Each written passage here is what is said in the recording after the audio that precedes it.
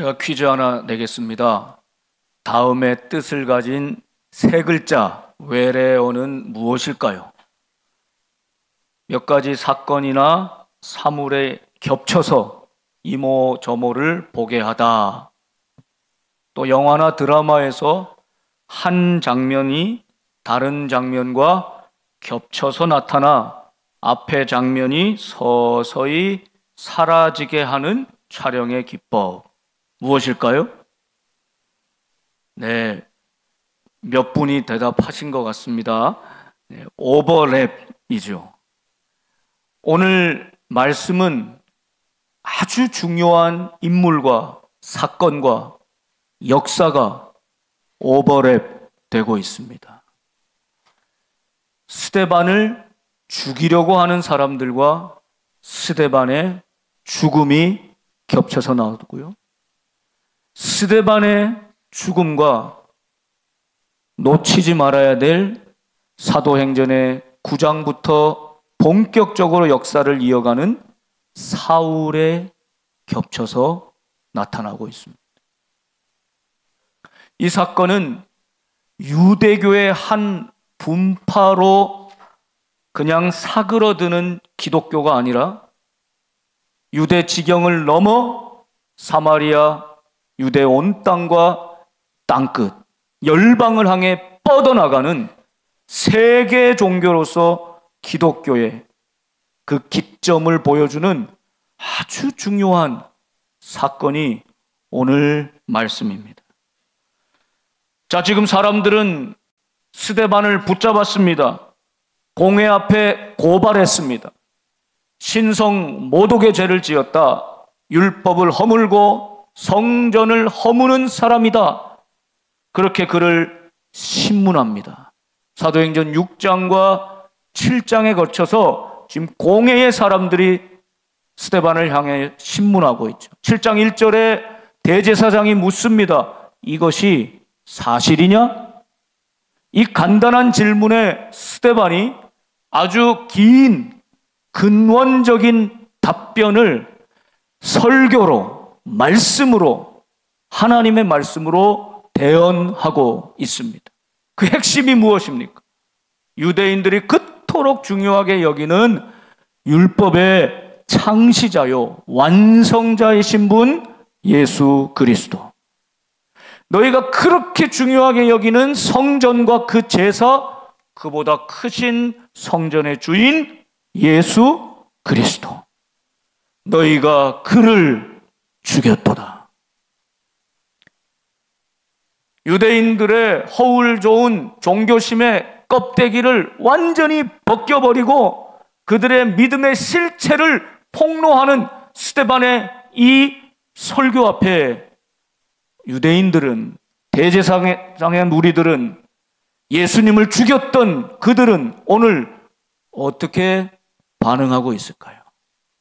또 그들을 향해 스데반은 어떻게 반응하고 있을까요? 여기 완전히 엇갈리는 두 부류의 반응이, 행동이 나옵니다. 오늘 54절의 말씀을 보십시오. 스데반의 적대자들, 그들은 이 말을 듣고, 스데반의 설교를 듣고 마음에 찔렸다. 베드로 사도가 사도행전 2장에 예수 그리스도 복음을 전할 때 똑같은 표현이 나옵니다. 그들이 이 말을 듣고 마음에 찔렸다. 사도행전 2장에는 마음에 찔린 그 사람들이 사도들에게 와서 묻습니다. 형제들아, 우리가 어찌할꼬? 그럴 때 회개하고 주 예수 그리스도의 이름으로 세례를 받으라. 그러면 구원을 얻으리라.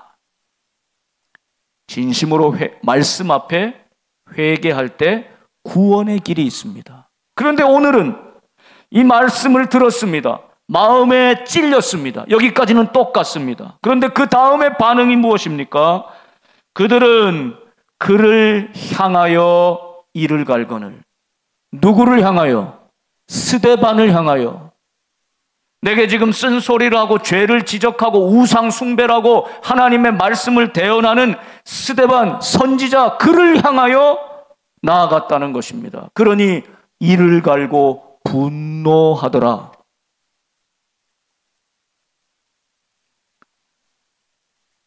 스데반을 죽이는 사람들은 지금 온통 그의 시선이 어디를 향하고 있습니까? 스데반을 향하고 있습니다. 스데반만 주목하고 있어요. 그러니 점점 더 그 분노가 차오르고 스데반을 반드시 죽여야 되겠다라는 마음이 더 커지는 것입니다.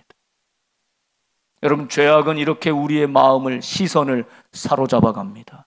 반면에 스데반은 어떻게 하고 있습니까?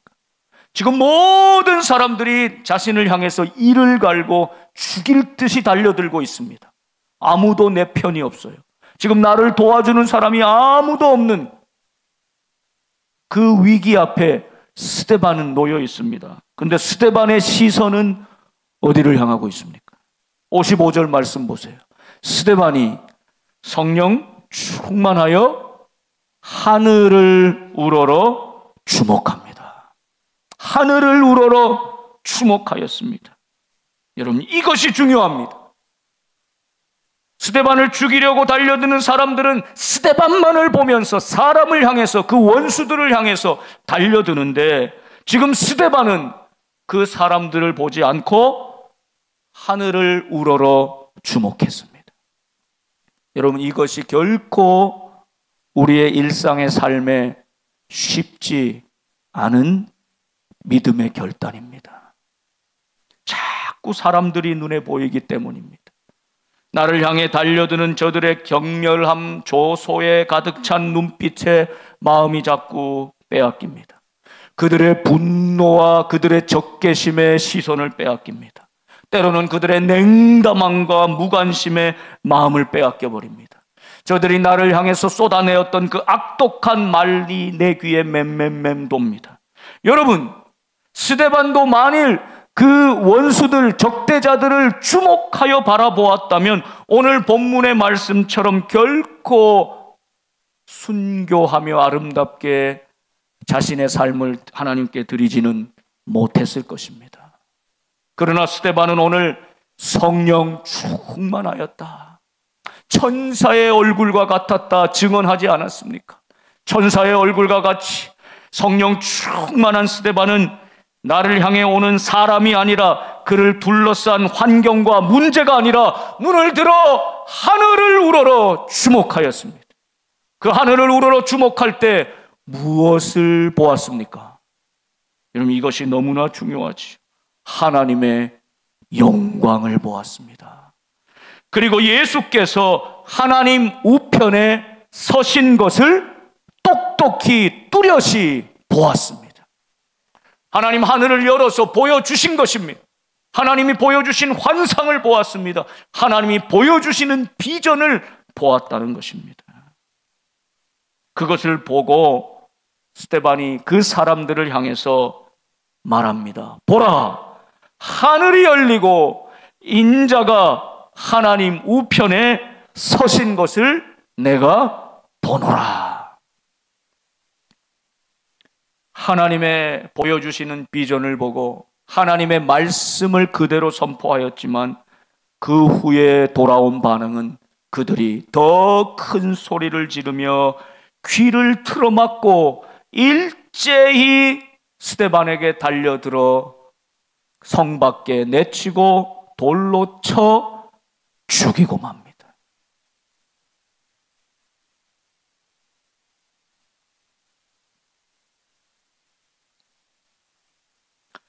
스데반은 눈을 들어 하나님이 보여주신 것, 그 하나님의 환상을 보았습니다. 그리고 그것을 그대로 증언했습니다.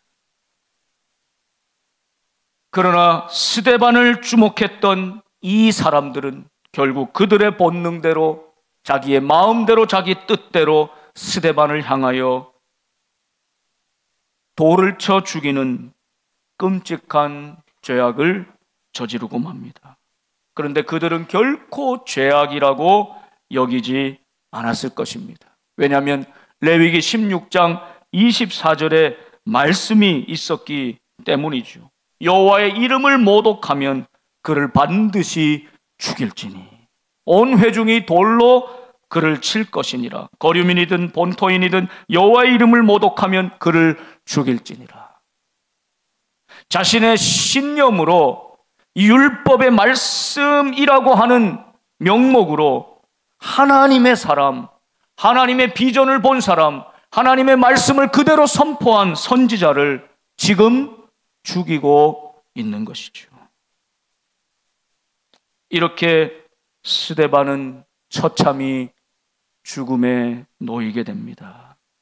여러분, 그러나 스데반이 보았던 하나님의 영광, 그 하나님의 보좌 우편에 서 계신 예수 그리스도, 그분을 끝까지 스데반은 주목하였기에, 붙들었기에, 바라보았기에 끝까지 믿음의 길, 생명의 길, 승리의 길을 갈 수 있었던 것이죠. 누가복음 22장 69절의 말씀에 보면 예수님께서 이렇게 예언하십니다. 그러나 이제부터는 인자가, 예수님이 하나님의 권능의 우편에 앉아 있으리라 하시니. 여러분, 예수님은 하나님 보좌 우편에 앉아 계신다 이렇게 표현하고 있는데, 지금 스데반이 하나님 보좌 우편에 하늘이 열려 바라본 것은 그 예수님이 앉아 계시지 않고 서 계시지요. 여러분, 여기에 무슨 차이가 있을까요? 여기 굉장히 중요한 차이가 있습니다. 여러분, 언제 앉아 있다가 벌떡 일어서게 되십니까? 큰 기쁜 일이 있을 때, 자녀가 오랜 동안 치렀던 시험에 합격했다고 합격의 소식을 전할 때 벌떡 일어나 할렐루야 감사합니다, 그러지 않겠습니까? 귀한 손님을 만났을 때 가만히 앉아서 아유 반갑습니다 그럴 뿐 있습니까? 벌떡 일어나 기쁨 중에 맞이하지 않겠습니까? 손흥민 선수가 골을 넣었을 때 대부분의 우리 남성들은 막 환호하면서 벌떡벌떡 일어나지 않습니까? 축구를 별로 관심이 없는 사람들도 22년 전에 월드컵 때 우리나라가 4강에 올라갔을 때 가만히 앉아서 아이고 우리나라 잘하네 그런 분 계십니까? 모르는 사람이라도 벌떡벌떡 일어나서 부둥켜 안고 대한민국을 외쳤던 적이 엊그제 같지 않습니까? 여러분, 또 한 가지 있습니다. 여러분, 부모가 만일 여러분의 자녀들이 지금 병원에 입원하고 큰 수술을 받게 되었습니다. 지금 수술실에 막 들어갔습니다. 그럼 거기 같이 온 분들이 아이고 어머니 좀 앉아 계세요, 어머니 좀 앉아서 기다리세요, 수술이 오래 걸린답니다, 좀 앉아 계세요 해도 거기 다 편하게 앉아서 계신 어머니가 어디 있습니까? 그냥 벌떡 일어나서 발을 동동동동 구르며 하나님 앞에 기도하고 어찌하면 좀 살려달라고 수술실 문 열릴 때까지 서 있지 않겠습니까? 보좌 우편에, 하나님 보좌 우편에, 권능의 우편에 앉아 계신 예수님이 지금 사랑하는 스데반을 주목하여 바라보시며 그 고난 가운데, 죽음의 현장 가운데 내몰려 있는 하나님의 아들 스데반을 향해서 예수님이 일어서서 조금만 더 참아라, 조금만 더 견뎌라, 조금만 더 나를 바라봐라, 내 손을 붙들어라, 그 손을 붙잡아 주시며 응원하고 격려하고 계시는 주님의 모습, 서 계신 예수 그리스도를 스데반이 보고 있는 것입니다. 사랑하는 여러분, 여러분의 인생에도 오늘 스데반만큼 어려운 일을 당하고 계시는 분 있습니까? 죽음의 눈앞에 와 있고 원수들이 돌을 들고 내게 달려들고 아무도 내 편은 없는 것 같은 고독한 자리, 외로운 자리에 계신 분 혹시 없습니까? 그럴 때 그 원수들을, 그 문제들을, 그 상황들의 시선을 빼앗기지 않고 눈을 들어 하나님의 영광을 바라보시기 축복합니다. 그 보좌 우편에 서서 나를 응원하시고 격려하시고 내 손을 붙잡아 주시는 예수 그리스도, 그분을 바라보시기를 축복합니다. 거기에 생명의 길이 있는 것입니다. 하나님을 바라보고 보좌 우편에 서 계신 예수님을 바라봤던 스데반은 물론 이 땅에서 죽음을 맞이하지만 그것이 끝이 아니라 영원한 생명, 영원한 승리의 길을 바라보는 것입니다. 그러나 스데반만을 주목하였던, 스데반에게 시선을 빼앗기고 마음을 빼앗겼던 이 유대인들, 종교 지도자들은 스데반 하나를 죽이는 데서 끝납니다. 이것이 끝이라 여겼습니다. 예수님을 죽인 것처럼 이 스데반도 죽여버리면 끝이라고 여겼기 때문입니다. 그러나 그것은 결코 끝이 아니었습니다. 진정한 승리가 아니었습니다. 스데반을 죽임으로 저들이 이긴 것이 아니었습니다. 그 엇갈린 시선은 완전히 그 남은 인생의 방향, 역사의 방향을 뒤틀어 버리죠. 여러분, 오늘 내가 무엇을 바라보느냐, 무엇을 믿느냐, 어떤 상황에서도 하나님의 영광에 주목하고 서서 나를 붙들고 바라보시는, 중보하시는 예수 그리스도를 바라볼 때 어떤 문제와 고난과 어떤 어려움 앞에서도 성령 충만하여 천사와 같은 얼굴로 스데반처럼 진정 승리하는 길, 죽음을 넘어선 진정 부활의 길이 여기 있음을 바라보며 이 길로 걸어가는 저와 여러분 될 수 있기를 간절히 소망합니다. 또 한 가지 오늘 엇갈린 운명이 오버랩되고 있습니다. 그것은 스데반의 죽음과 사울의 등장이 오버랩되고 있습니다. 여러분, 스데반의 마지막 모습은 너무나 숭고하고 아름답습니다. 예수님께서 십자가 위에서 외치셨던 기도와 유언, 그 가상 7언의 두 가지 말씀과 똑같이 마치 예수님처럼, 예수님의 십자가 위에서처럼 스데반은 기도하고 있습니다.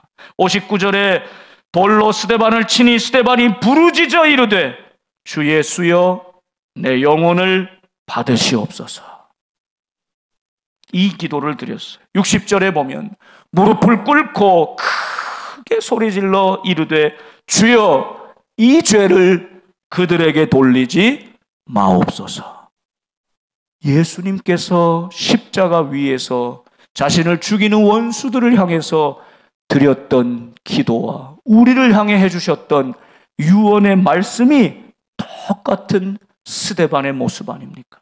가장 예수님 닮은 모습으로 이 땅에서의 마지막 모습, 가장 아름답고 고귀한 모습으로 주님을 따라갔던 위대한 사도였습니다. 그러나 한편으로 볼 때 스데반의 죽음은 너무나 허망한 것이죠. 한 번 설교, 처음이자 마지막 설교를 남기고 이 설교의 대가로 그는 목숨을 잃고 마는 것입니다. 복음의 진리를 붙들고 끝까지 포기하지 않고 하늘의 영광 바라보며 예수 그리스도의 서 계신 모습을 붙들고 담대하게 복음을 외쳤던 스데반, 그가 조금 더 오래 살았다면, 그가 조금 더 우리에게 귀한 말씀과 역사를 행하였다면 얼마나 좋겠습니까마는 스데반은 참으로 어찌 보면 미련하게 바보처럼 자신을 향해서 돌을 들고 달려오는 이 악한 무리들 앞에서 그냥 순순히 죽임을 당하고 맙니다. 여러분, 그러나 그것은 끝이 아니었습니다. 이제 스데반이 죽는 그 자리에 사울이 등장하고 있는데 58절 하반절에 보면 사람들이 옷을 벗어 제치고 스데반에게 달려들 때 그 옷을 사울이라 하는 청년의 발 앞에 두니라. 여기 사울이 처음 등장하고 있습니다. 사도행전 9장에서부터 이 사울의 바울이 이 하나님의 역사를 사도행전 땅끝까지 복음 전하는 이방인의 그릇으로 사용되기 시작하고 사도행전의 역사를 이어가는데, 지금 스데반의 죽음에서 사울의 등장으로 완전히 변화되고 있는 그 싹이 오늘 여기 있는 것입니다. 사울은 옷을 맡아 두었습니다. 이 스데반의 죽음을 가까이서 목격했습니다. 그의 마지막 말을 다 보고 들었을 것입니다. 그런데 사울은 어떠했습니까? 8장 1절에 보면 사울은 그가 죽임당함을, 스데반이 죽임당함을 마땅히 여기더라. 잘 죽었다. 그 죽어 마땅하지. 하나님의 이름을 모독한 자 죽어야 한다. 유대교의 열심으로 가득 채워져 있던 사울은 스데반의 죽음을 마땅한 것으로 여겼다는 것입니다. 그런데 여러분, 여기 8장 1절을 꼭 기억하셔야 합니다. 그날에 스데반이 죽은 이후로 어떤 일이 닥칩니까? 예루살렘 교회에 큰 박해가 있었다. 스데반의 죽음 이후에 이제 저 반대하는 사람들이 이 잔당을 완전히 죽여버려야 되겠다, 씨를 말려야 되겠다, 이 마음을 가지고 큰 박해를 일으켰다는 것입니다. 그 앞장섰던 사람이 누구라는 것입니까? 사울이었습니다. 그런데 놀라운 사실은 예루살렘 교회에 큰 박해가 있어 몇몇의 사도 외에는 다 유대와 사마리아 모든 땅으로 흩어지니라 말씀합니다. 여러분, 사도행전은 1장 8절의 말씀을 다 기억하시잖아요. 중요한 말씀입니다. 성령이 너에게 임하시면 너희가 권능을 받고 예루살렘과 온 유대와 사마리아와 땅 끝까지 이르러 내 증인이 되리라. 이것이 하나님의 약속이고 계획입니다. 그런데 지금 하나님의 사람들, 사도들은, 교회는 어디까지 와 있습니까? 예루살렘에 그대로 머물러 있습니다. 한 발자국도 진전하지 못하고 있습니다. 여기가 너무나 좋아서, 서로 떡을 나누고 사랑을 나누고 교제하는 예루살렘 교회가 너무 좋아서 하나님의 사명을, 하나님의 말씀을 망각하고 있는 것입니다.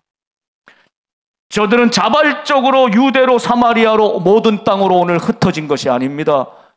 교회에 박해가 일어나 어쩔 수 없이 몇몇 예루살렘 교회를 지키는 사도 외에는 다른 모든 제자들은 유대 땅으로, 사마리아 모든 땅으로 흩어져 갔다는 것입니다.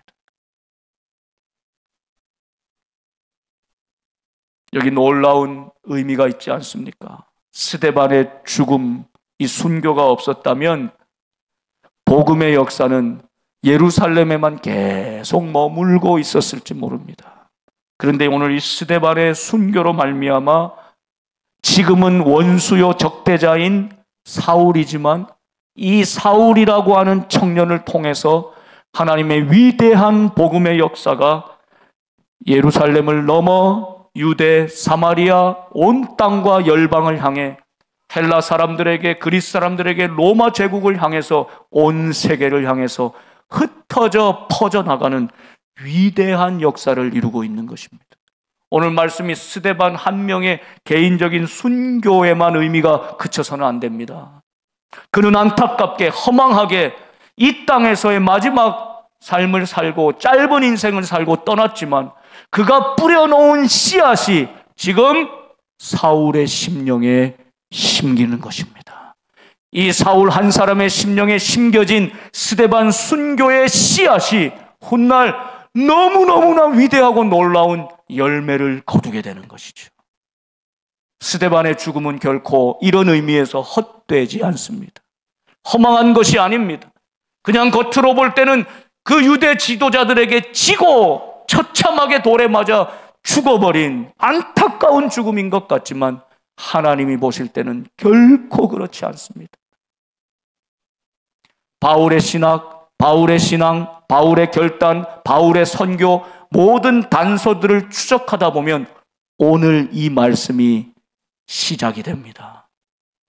스데반의 순교가 그의 심령에 심어진 작은 씨앗이 된 것입니다. 사울은 그의 제자였던 것입니다. 위로는 하나님의 영광을 바라보고 아래로는 나를 죽일 듯이 달려드는 원수들 중에 청년 사울을 주셔서 하나님의 구원의 역사를 이 스데반의 죽음으로 말미암아 끝나지 않고, 그 박해로 끝나지 않고 계속 확장되어 가고 세계로 향해서 뻗어나가는 위대한 복음의 역사를 오늘 보여주시는 것입니다.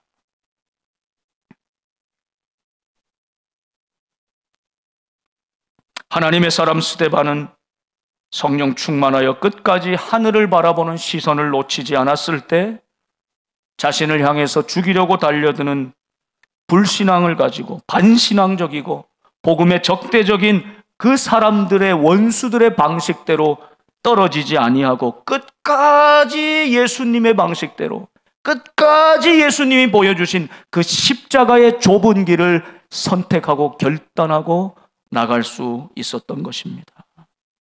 여러분,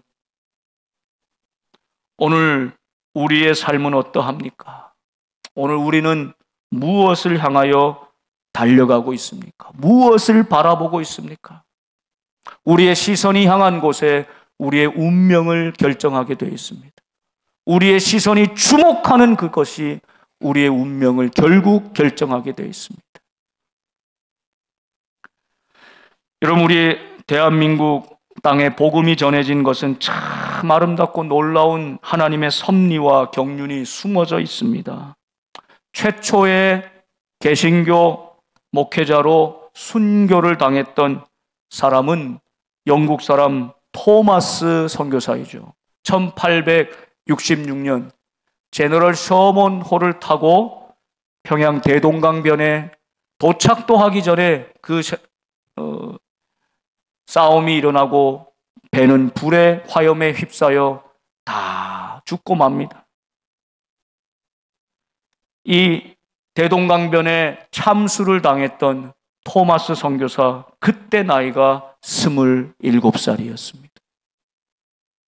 오늘 이 중에는 27 그 비슷하거나 그 아래에 계신 분은 거의 안 계신 것 같아요.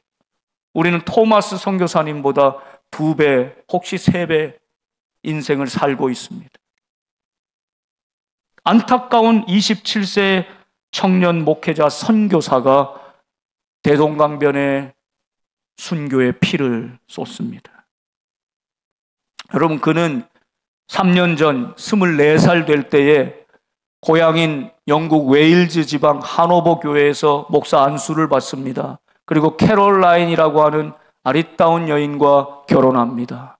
그리고 런던 선교회에 파송을 받아 중국을 향해서 갔습니다.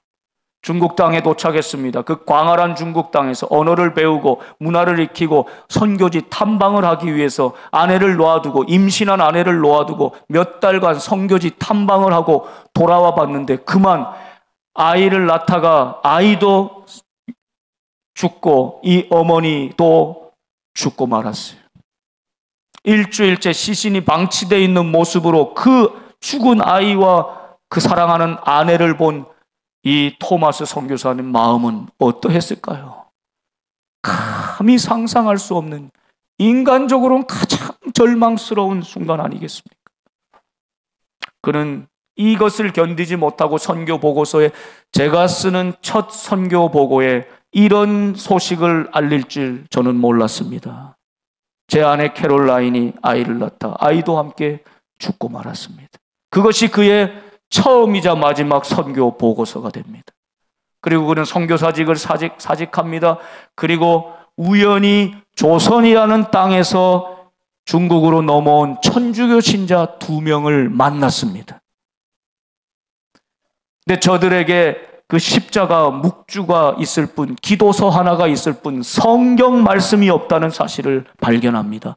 그리고 한문 성경을 잔뜩 싣고 조선으로 들어와 언어를 배우고, 그리고 훗날 제너럴 셔먼호의 공식 통역사가 되어서 그 배에 잔뜩 성경을 싣고 이 땅에 성경을 보급해야 되겠다는 열망 하나로 아무것도 모르는 조선을 향해서 들어왔던 것이죠.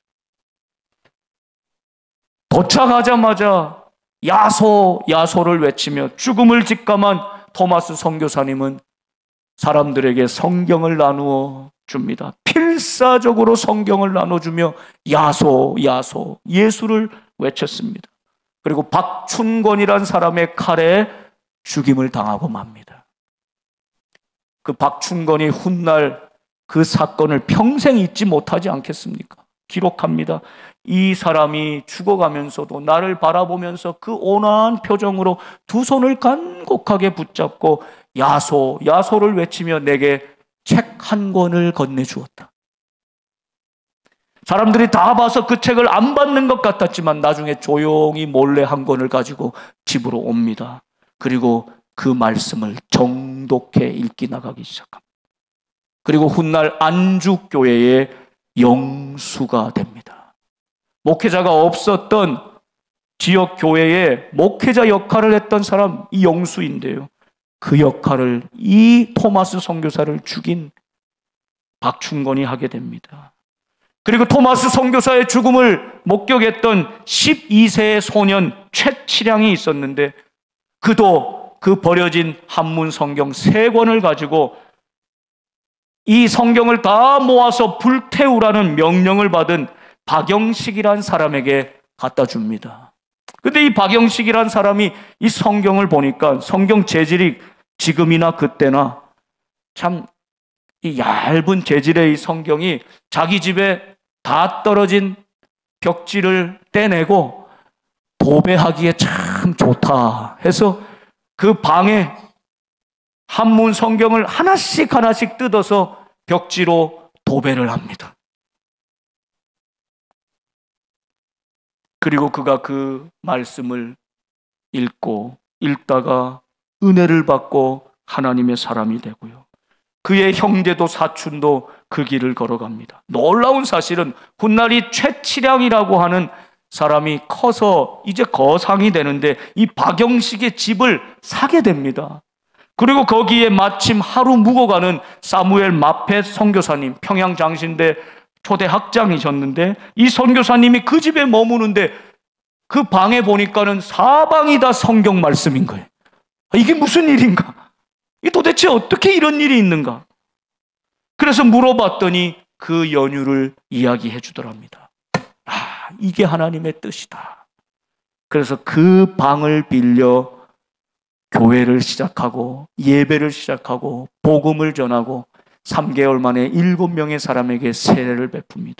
사람들이 점점 몰려드니까 그 좁은 방에 다 모일 수가 없어서 다른 곳을 사서 그곳에서 그 교회를 계속 이어가게 되는데 그 교회 이름이 널다리꼴 교회더라. 그 교회가 장대제 교회로 1907년 평양의 위대한 부흥의 역사를 이룬 장대현 교회가 바로 그 교회였습니다. 토마스 선교사님이 27살의 젊은 나이로 사랑하는 아내도 먼저 떠나보내고 세상의 빛도 보지 못하고 죽은 아이를 뒤로 하고 인간적으로 완전히 절망적인 상태에서 복음 전하러 온 이 땅에서 복음 한 번 제대로 전하지 못하고 순교한 그 자리 같은데 다 썩어버리고 죽어버리고 잊혀진 이름 같은데 그 토마스 선교사가 전한 성경 한 권을 통해서 널다리꼴에 장대현 교회의 위대한 부흥의 역사를 써내려가시는 하나님의 구원의 역사를 바라볼 수 있어야 합니다. 여러분, 우리가 문제 앞에 있을 때는 현미경처럼 그 문제가 커져 보입니다. 이 문제에만 몰두합니다. 거기에는 해답이 없습니다.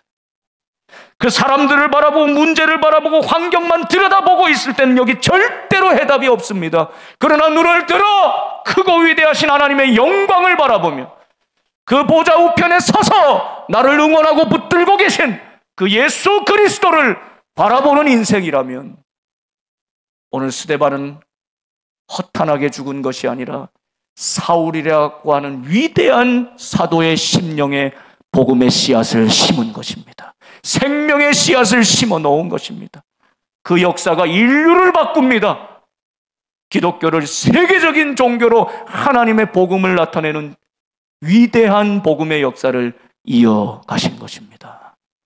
여러분, 오늘 우리가 살아가는 이 땅, 오늘 우리의 믿음에는 수많은 이 순교자들이 실제로 자신의 목숨을 바친 이 수많은 순교자들의 피와 땀과 눈물의 기도로 오늘 내가 여기 서 있음을 잊지 말아야 합니다. 오늘 우리가 스데반의 길을 택하여 걸어갈 때, 토마스 선교사님의 길을 택하여 걸어갈 때, 한 알의 밀이 땅에 떨어져 죽지 않으면 한 알 그대로 있지만 죽으면 많은 열매를 맺는, 진정한 생명의 열매를 맺는 그 영광스러운 부활을 바라보고 따라가는 믿음의 사람이라면 오늘 우리 다시 한번 결단합시다. 스데반의 순교의 정신으로 산다는 것이 우리에게 너무나 무겁고 멀리 있는 과제가 아니라 매일매일 나의 삶에서, 내가 만나는 상황 속에서, 내가 만나는 문제 앞에서, 내가 만나는 사람 앞에서 나는 죽고 예수 그리스도의 영광만 나타나는 자리를 선택하는 것입니다. 그런 방식으로 작은 일에도 나는 죽이고 내 자아는 죽이고 예수 그리스도의 영광이 나타나기를 바라는 그 마음으로 성령 충만하여 하나님의 영광을, 그 보좌 우편에 서 계신 예수 그리스도를 바라보며 더 낮은 자리, 섬기는 자리로 묵묵히 내려가 예수님의 그 사랑을 전하는 선교적인 삶, 마침내 순교적인 삶에 이르는 저와 여러분 될 수 있기를, 우리 복된 성도들이 될 수 있기를 주님의 이름으로 축원합니다. 기도하겠습니다.